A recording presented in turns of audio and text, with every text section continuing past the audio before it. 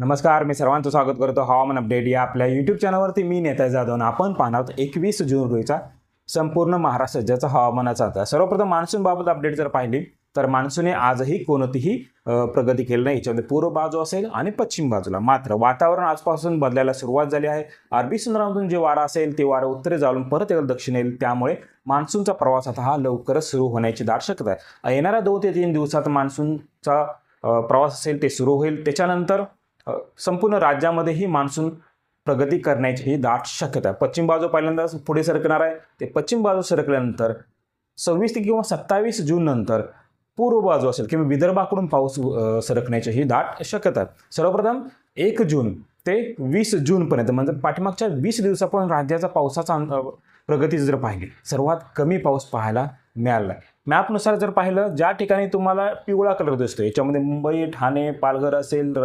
याचबरोबर रायगड, रत्नागिरी, सिंधुदुर्ग, कोल्हापूर, सातारा, पुणे, अहिलानगर, नाशिक असेल, छत्रपती संभाजीनगर, जळगाव, बुलढाणा, जालना, बीड, परभणी, हिंगोली, नांदेड असेल, हिंगोली, वाशिम, अकोला, अमरावती, यवतमाळ, वर्धा, नागपूर, भंडारा गोंदिया या संपूर्ण जिल्ह्यामध्ये येलो मार्क केला आहे. म्हणजेच या ठिकाणी लार्ज डिफिशियन्सी आहे.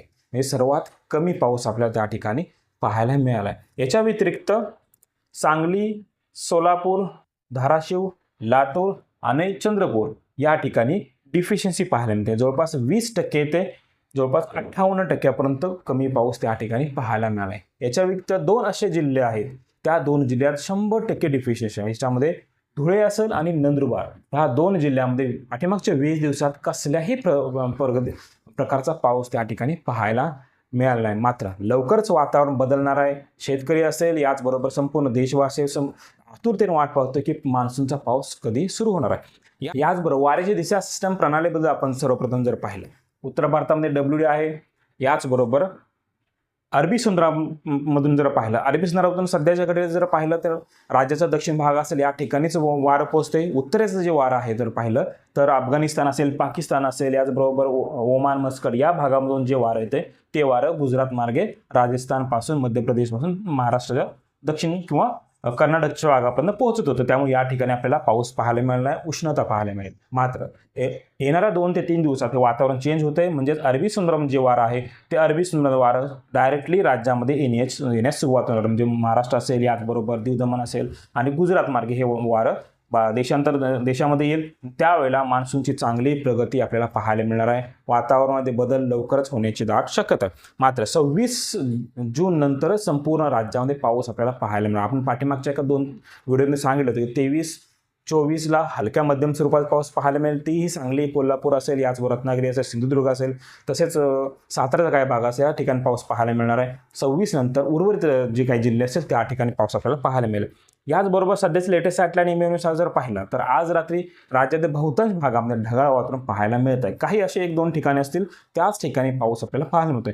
सर्वप्रथम सांगली जिल्ह्याचा जर पाहिलं सांगली जिल्ह्याचं खुल्या स्वरूपात ढग पाहायला मिळत आहे. कोल्हापूर, याच्या रत्नागिरीचा दक्षिण भाग असेल आणि सिंधुदुर्ग या भागामध्येही काही असे ढग पाहायला मिळते.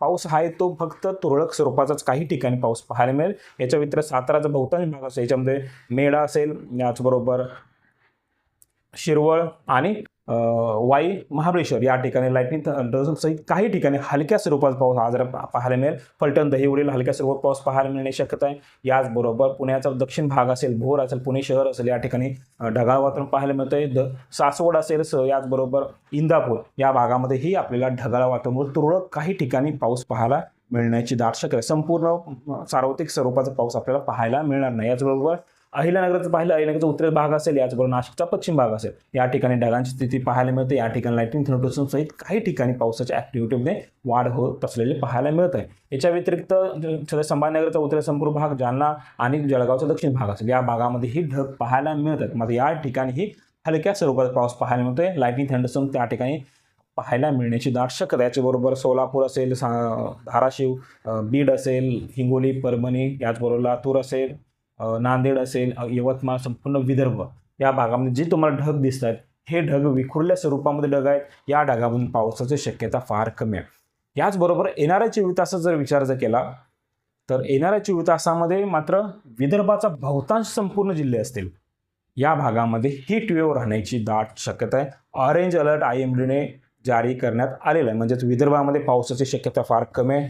खानदेशचा हा जो वरचा पट्टा असेल या भागामध्येही पावसाची शक्यता फार कमी आहे. जो पाऊस उद्यापासून सुरू होणार आहे तो म्हणजे रत्नागिरी असेल आणि कोल्हापूरचा दक्षिण भाग असेल, या ठिकाणी पाऊस आपल्याला पाहायला मिळण्याची शक्यता आहे. राज्याचा इतरत्र मात्र दुपारनंतर ढगांची निर्मिती होऊ शकते. काही ठिकाणी पाऊस पाहायला मिळण्याची दाट शक्यता आहे. याचबरोबर IMD म्हणजे भारतीय हवामान खात्याच्या अंदाजानुसार जर आपण पाहिलं तर विदर्भाचा संपूर्ण भाग असेल, याच्यामध्ये अकोला, अमरावती, वाशिम, यवतमाळ, वर्धा, नागपूर, भंडारा, गोंदिया, गडचिरोली, चंद्रपूर संपूर्ण भागामध्ये हीट वेव्हचा ऑरेंज अलर्ट देण्यात आलेला आहे. या ठिकाणी उष्णतेमध्ये प्रचंड वाढ पाहायला मिळण्याची शक्यता. ही वाढ जर पाहिली उष्णतेची जवळपास 3 ते 4 दिवस राहणार आहे. 26 तारखेनंतर या उष्णतेमध्ये काही प्रमाणामध्ये कमी येण्यास सुरुवात होईल. याचबरोबर सोलापूर असेल, कोल्हापूर आणि सिंधुदुर्ग या ठिकाणी लाइटनिंग थंडरचा येलो अलर्ट जारी करण्यात आला आहे.